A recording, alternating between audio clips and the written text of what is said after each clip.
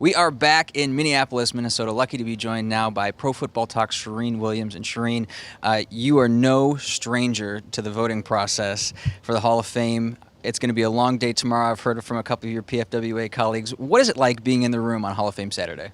It's a lot of fun. It's a long day, as you've alluded to, and a lot of debate. But I like our process far better than say, baseball's process, where it's a lot of people and there is no debate.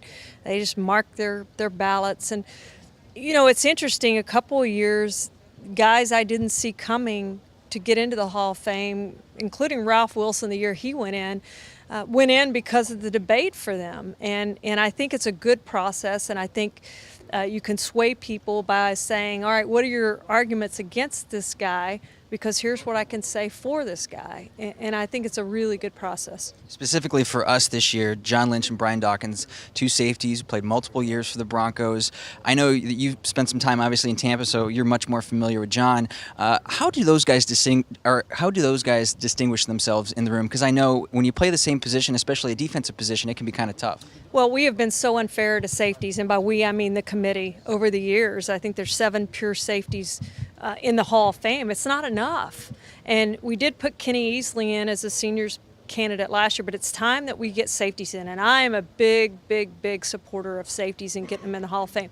I had both of those guys on my final 5 last year. Obviously, neither one made it to the 5 to vote yes or no, but I thought they both should have been in that final 5. And we've been unfair to defensive players overall, if you want to go broader.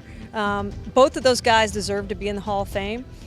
It's been a long process, I know, much longer than they wanted it to be. I think they both go in. It's just a matter of which one goes in first, and then let's get the others in. But I think this is a year we've got to put in a safety. And I don't care who it is, we've got to put in a safety. And then they all start going because we're like, yeah, you know, this safety went, now we can go to this one. But one of them's got to go in first to start kind of that domino effect that we saw with the receivers a few years ago. Specifically with Broncos fans, I know there's a lot of momentum for Pat Bowlen to get into the Hall of Fame. You're on the contributors committee. Do you see his chances becoming greater and greater as the years pass? Because I know that it's very important to Broncos country.